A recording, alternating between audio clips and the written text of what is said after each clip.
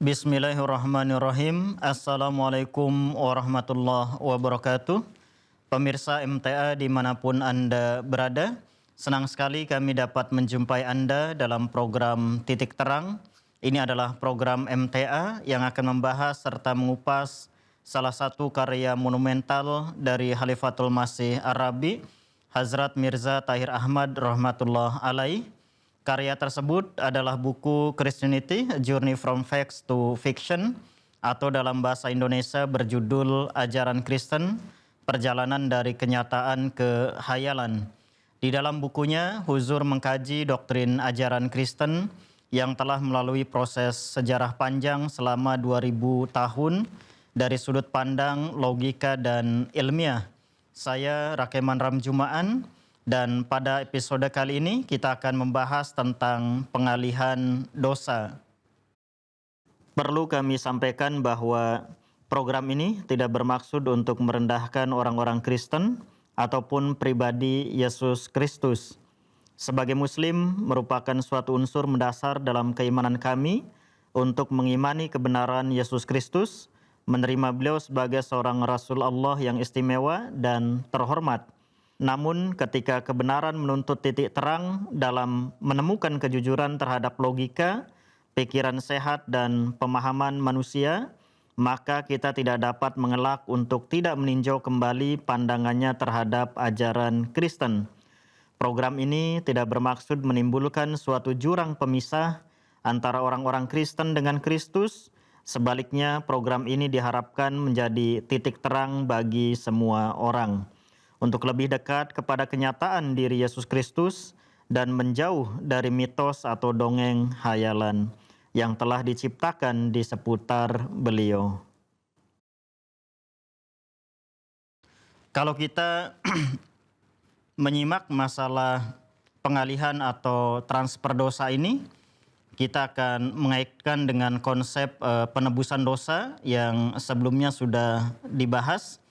Jadi dalam konsep penebusan dosa itu diandaikan bahwa karena dosa-dosa manusia itu, maka manusia akan mendapat hukuman dari Tuhan, dan oleh karena itu Tuhan akan memberikan hukuman kepada mereka.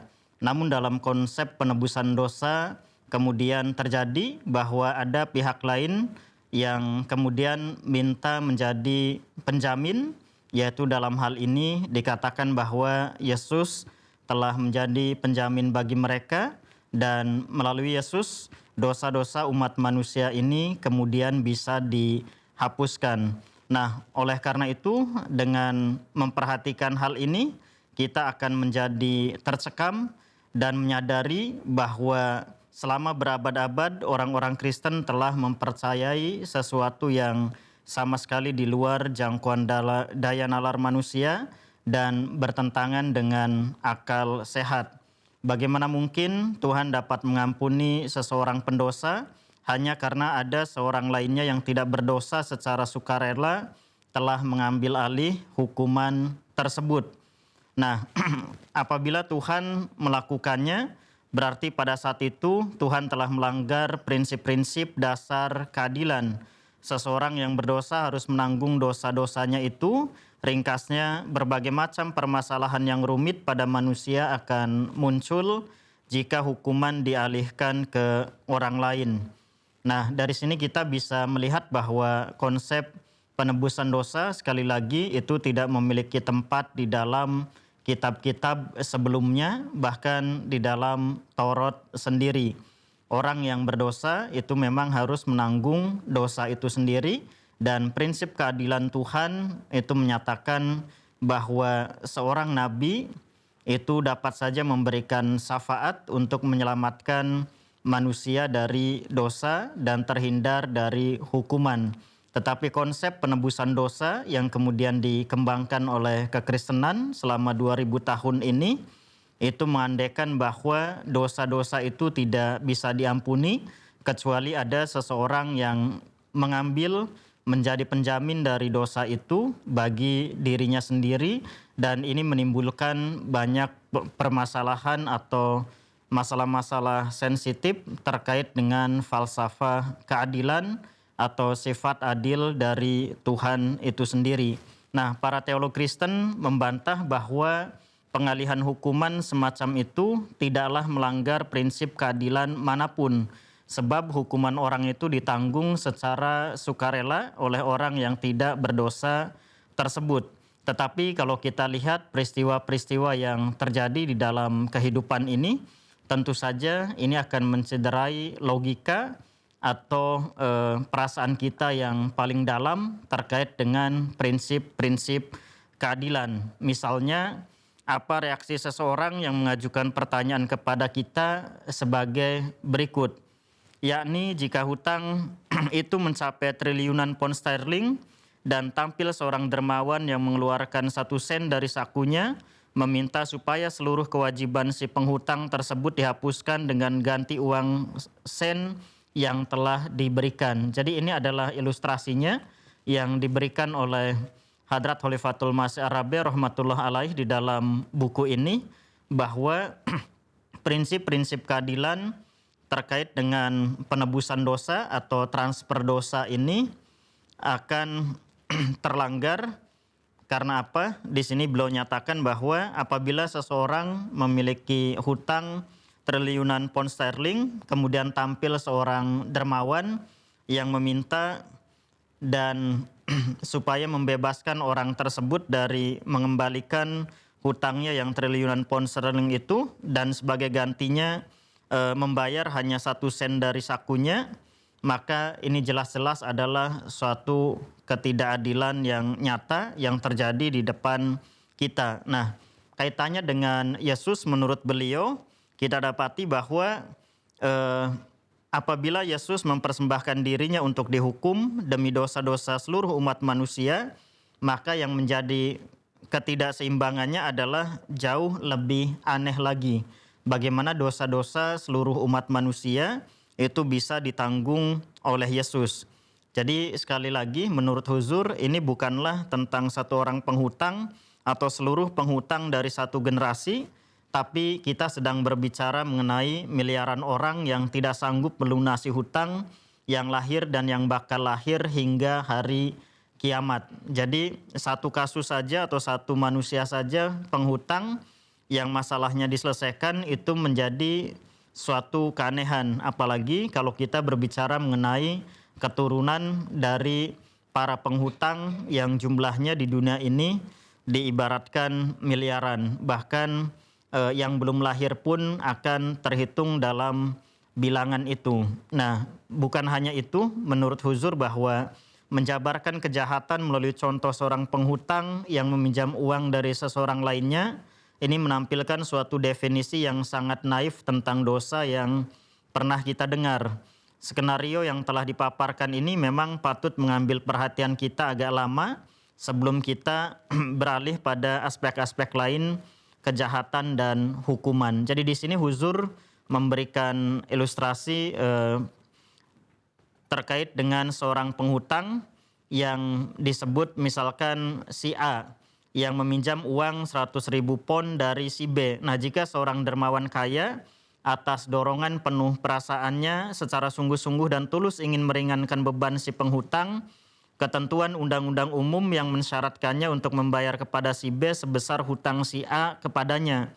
Namun ini menurut Huzur, jika dermawan hipotetis atau bisa saja dianggap benar tetapi belum terbukti kebenarannya itu tampil ke depan dengan suatu permohonan supaya si A dibebaskan dari tanggung jawabnya untuk membayar kepada si B, dan sebagai gantinya dia bersedia dipukul sedikit atau dipenjarakan paling lama 3 hari 3 malam. Nah, bila hal ini benar-benar terjadi dalam kehidupan nyata, sungguh akan menyenangkan dalam menyaksikan wajah mencengangkan para hakim yang sangat terkejut dan wajah B, si pemberi hutang, yang sangat malang. Namun si dermawan itu masih harus melengkapi permintaannya berupa pengampunan. Lebih lanjut dia menetapkan, "Wahai Tuhanku, tidak hanya itu yang aku inginkan. Sebagai imbalan pengorbananku, aku menghendaki supaya segenap penghutang di seluruh alam raya ini, yang hidup sekarang maupun yang bakal lahir hingga hari kiamat, dibebaskan dari seluruh tanggung jawab mereka sebagai imbalan terhadap penderitaan saya selama 3 hari 3 malam. Nah, menurut Huzur, apabila hal ini terjadi, maka pikiran orang akan menjadi kacau balau. Bagaimana mungkin seseorang ingin mengajukan kepada Tuhan, yaitu Tuhan yang Maha Adil, bahwa mereka yang hasil-hasil kerja keras mereka telah dirampas, atau simpanan-simpanan bagi kehidupan mereka telah dirampok, yang seharusnya memperoleh ganti rugi paling tidak hingga batas-batas tertentu. Namun di sini menurut Tuhannya orang Kristen tampaknya jauh lebih baik hati dan lebih bersikap mengampuni terhadap pelaku kejahatan dibandingkan terhadap orang tak berdosa yang menderita di tangan pelaku kejahatan itu.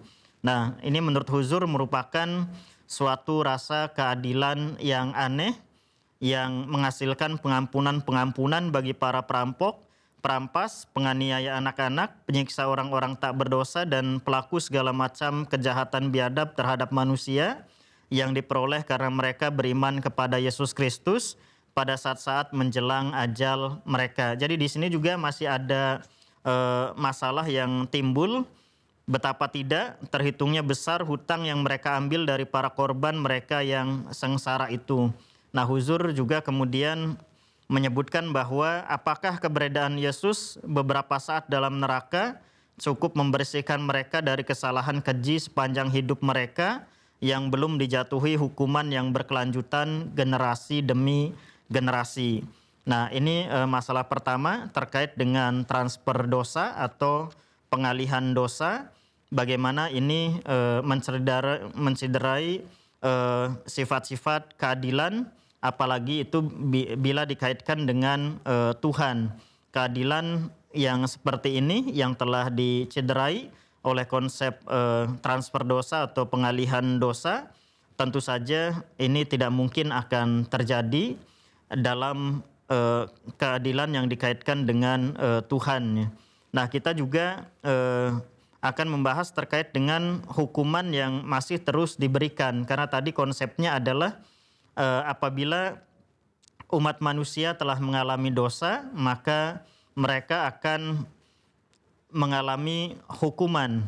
Nah, hukuman-hukuman ini kemudian masih berjalan dalam konsep penebusan dosa itu dan terus diberikan. Nah, oleh karena itu di sini dikatakan mungkin orang yang menunda keimanannya terhadap Yesus hingga menjelang kematiannya terbukti lebih cerdik daripada orang yang beriman pada masa-masa awal kehidupannya. Jadi di sini ada satu pengandaian bahwa orang-orang yang berbuat dosa, betapapun mereka bebas melakukannya, tapi kemudian pada akhir kehidupan mereka, kemudian mereka bertobat dan mempercayai Yesus sebagai juru selamat atau penebus dosa atau redeemer mereka, maka mereka akan diampuni. Tapi bagi orang-orang yang beriman lebih awal, ini senantiasa terdapat bahaya untuk melakukan dosa-dosa setelah beriman dan jatuh menjadi korban makar-makar serta kejahatan setan. Jadi intinya adalah bagaimana di sini juga muncul peluang bahwa orang-orang itu akan semakin meningkat kejahatannya dengan alasan pada akhirnya mereka nanti akan diampuni oleh Tuhan hanya dengan mereka beriman bahwa Yesus itu adalah penebus dosa. Nah, di sini kemudian Huzur mempertanyakan apakah ini suatu kebijaksanaan tentang keadilan yang dinisbahkan oleh orang-orang Kristen kepada Tuhan. Rasa keadilan semacam itu atau Tuhan seperti itu sendiri sama sekali tidak diterima oleh akal sehat manusia yang dia sendiri telah menciptakannya tanpa mampu membedakan antara yang benar dan salah. Kemudian Huzur juga menyebutkan bahwa pengalaman manusia mengajarkan kepada kita bahwa selamanya merupakan hak istimewa bagi orang-orang yang menderita di tangan pihak lain untuk mengampuni atau tidak mengampuni. Nah, beliau memberikan ilustrasi bahwa kadang-kadang pemerintahan di dunia ini dalam rangka merayakan suatu hari kegembiraan nasional ataupun untuk hal-hal lainnya memberikan pengampunan kepada para kriminal tanpa pilih bulu. Namun, amnesti itu sendiri tidak membenarkan sikap pengampunan terhadap orang-orang yang telah melakukan beberapa kerusakan yang tidak dapat diperbaiki dan yang telah mengakibatkan penderitaan berkepanjangan terhadap sesama manusia lainnya yang tidak berdosa. Jadi ilustrasinya bahwa hukuman di dunia ini saja itu kadang-kadang para pelaku kejahatan bisa saja diberikan keringanan hukuman atau juga tidak bisa diberikan melihat dari dosa-dosa yang telah dilakukannya. Kalau dosanya memang dianggap kecil dan itu bisa diperbaiki, maka pemerintah itu akan memberikan pengampunan, mereka akan mendapatkan grasi sehingga masa tahanannya itu kemudian bisa dikurangi atau dipotong selama sekian hari atau sekian bulan, bahkan ada juga yang bisa bebas bersyarat. Tetapi mereka yang merupakan pelaku kejahatan besar, kriminal besar, itu tentu saja pemotongan masa tahanan atau grasi itu menjadi pertimbangan tertentu untuk diberikan kepada mereka. Jadi ini adalah perbandingan antara hukuman terkait dengan konsep penebusan dosa ala Kristen dengan pemerintahan dunia ini. Nah, di sini juga kita bisa melihat bahwa bagaimana konsep penebusan dosa atau transfer dosa yang sedang kita bahas ini terkait dengan prinsip umum yang sama-sama diyakini oleh umat Kristen dan umat Islam. Di sini Allah Ta'ala berfirman bahwa dan turutilah fitrat yang diciptakan Allah, yang sesuai dengan fitrat itulah dia telah menciptakan umat manusia. Sedangkan Alkitab dalam kitab Kejadian pasal 1 Nats 26 menyatakan, berfirmanlah Allah, baiklah kita menjadikan manusia menurut gambar dan rupa kita. Artinya prinsip ini sama-sama dimiliki oleh umat Kristen maupun Islam yang menghendaki supaya dalam keadaan tertentu akal sehat manusia menjadi cermin sifat-sifat Tuhannya. Dan ini merupakan suatu hal yang terjadi dalam kehidupan kita sehari-hari, yakni sering kita mengampuni tanpa harus melanggar rasa keadilan sedikit pun. Nah, jika secara pribadi kita melakukan kesalahan, lalu terhadap kejahatan yang dilakukan terhadap diri kita, kita dapat memberikan pengampunan. Misalnya kalau ada seseorang yang menyakiti orang tuanya dengan cara tidak patuh atau mengakibatkan kerusakan beberapa barang rumah tangga yang berharga atau mengakibatkan tercemarnya nama baik mereka, dia telah melakukan dosa terhadap mereka. Nah, orang tuanya itu dapat saja mengampuni, memaafkan dia tanpa dicerca dan dikecam oleh akal sehat mereka karena melanggar rasa keadilan. Namun kita bayangkan kalau anak itu kemudian menghancurkan harta benda tetangga mereka atau melukai anak orang lain, bagaimana mereka dapat mengambil keputusan untuk memaafkan anak itu karena menimbulkan penderitaan pada orang-orang lain. Nah, jika mereka bersikap demikian, hal itu akan dianggap sebagai suatu sikap yang tidak adil oleh akal mereka sendiri. Jadi ini ilustrasi bagaimana menggambarkan transfer dosa atau pengalihan dosa dan bagaimana pemberian maaf atau hukuman bisa dilakukan terhadap kasus-kasus semacam itu. Tentu saja ada masalah-masalah yang kejahatan itu tidak bisa spontan diberikan maaf, tetapi ada juga melihat kadar tertentu itu bisa diberikan pengampunan. Nah, di sini Huzur juga menyatakan bahwa kejahatan dan hukuman itu memiliki hubungan yang sama, seperti halnya sebab dan akibat. Dalam tingkat tertentu keduanya harus seimbang. Jadi ini adalah prinsip-prinsip keadilan. Aspek hubungan antara kejahatan dan hukuman ini sudah diperbincangkan cukup panjang dengan menampilkan sikap keliru seseorang dalam hal keuangan terhadap orang lain. Dalil yang sama itu juga berlaku lebih berat terhadap kejahatan-kejahatan lain seperti melukai, merampok atau membunuh orang-orang yang tidak berdosa atau merusak kehormatan mereka dalam bentuk apapun. Nah, semakin besar bobot suatu kejahatan, semakin berat pula lah bentuk dan tingkat hukuman yang dapat dibayangkan oleh seseorang. Jika Tuhan dapat mengampuni semua manusia, sebagaimana kita percaya bahwa Dia dan hanya Dialah yang dapat melakukannya, maka masalah penebusan dosa yang menghukum seseorang tidak berdosa sebagai gantinya itu tidak berfungsi sama sekali. Jadi di sini Huzur juga menarik perhatian kita bahwa apabila Tuhan sendiri sudah mengampuni seseorang, maka dosa-dosanya itu tidak perlu lagi ditebus. Ya. Artinya konsep penebusan dosa itu tidak berlaku sama sekali. Nah, jika masalahnya adalah pengalihan hukuman seorang pelaku kejahatan kepada orang lain yang tidak berdosa, yang telah bersedia untuk itu, maka keadilan paling tidak menuntut supaya hukuman tersebut dialihkan sepenuhnya kepada orang tadi, tanpa menambah atau menguranginya. Hal itu pun sudah cukup dibincangkan. Nah, kemudian yang menjadi pertanyaan adalah, apakah orang-orang Kristen percaya bahwa tuntutan keadilan ini telah diterapkan oleh Tuhan Bapa dalam kasus Yesus anak Tuhan? Jika memang demikian, menurut beliau, berarti seluruh hukuman bagi segenap pelaku kejahatan dari kalangan Kristen yang telah lahir pada zaman Kristus atau yang lahir sesudah itu hingga hari kiamat telah dihimpun, dipadatkan, dan dikumpulkan menjadi satu bentuk neraka yang begitu hebatnya sehingga penderitaan Yesus Kristus yang hanya 3 hari 3 malam itu telah mengimbangi siksaan seluruh hukuman yang sepantasnya telah diterima maupun yang bakal diterima oleh para pelaku dosa tersebut di atas hingga hari kiamat. Jadi ini sesuatu yang tidak masuk akal bahwa dosa-dosa seluruh umat manusia itu kemudian dialihkan dan ditanggung oleh Yesus seorang diri.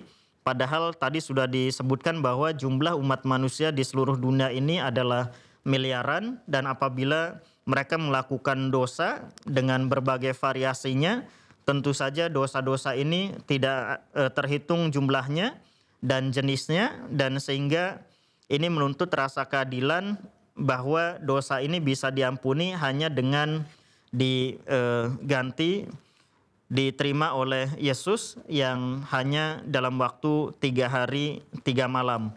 Dan ini tentu saja akan merusak prinsip-prinsip keadilan yang telah mapan ya, telah kita sepakati di dunia ini. Nah, oleh karena itu Huzur juga menyebutkan satu contoh atau ilustrasi yang terjadi di Amerika Serikat dalam kaitannya dengan kejahatan di sana. Bagaimana pengalaman beliau ketika suatu kali berada di New York, beliau mendengar sebuah stasiun radio yang sepenuhnya diperuntukkan untuk tayangan kriminalitas yang terjadi di Amerika, dan bagaimana beliau selama 30 menit itu hanya bisa mendengarkan selama itu.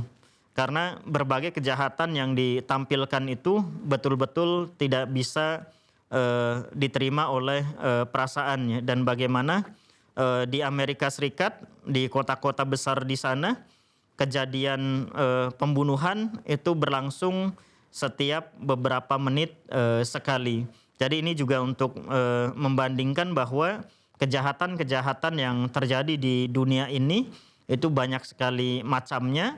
Dan kalau diakumulasi selama beberapa tahun atau selama 2000 tahun ini dengan jumlah umat manusia yang mencapai miliaran, maka beban dosa-dosa itu akan semakin menumpuk dan sangat banyak. Dan tentu saja logikanya Yesus tidaklah mungkin dapat menjadi penebus terhadap dosa-dosa yang sebanyak itu, baik yang telah lalu maupun yang akan datang. Baik, ini adalah gambaran terkait dengan pengalihan atau transfer dosa dan bagaimana hukuman masih terus diberikan bagi mereka yang telah melakukan dosa-dosa atau kejahatan. Pemirsa MTA dimanapun Anda berada, demikianlah pembahasan kita pada episode kali ini terkait pengalihan dosa. Semoga menjadi titik terang dan hazanah ilmu bagi kita semua. Amin. Insya Allah kita akan bertemu lagi di program Titik Terang episode berikutnya. Kami pun ingin mengajak Anda untuk senantiasa menyaksikan program-program menarik MTA lainnya, terutama khotbah Jumat Hazrat Khalifatul Masih Al-Khamis Ayyadahullah Ta'ala bin Nasril Aziz hanya di MTA Indonesia. Jazakumullah atas perhatian dan kebersamaan Anda. Saya Rakeman Ramjumaan beserta segenap kru yang bertugas mohon undur diri. Wassalamualaikum warahmatullahi wabarakatuh.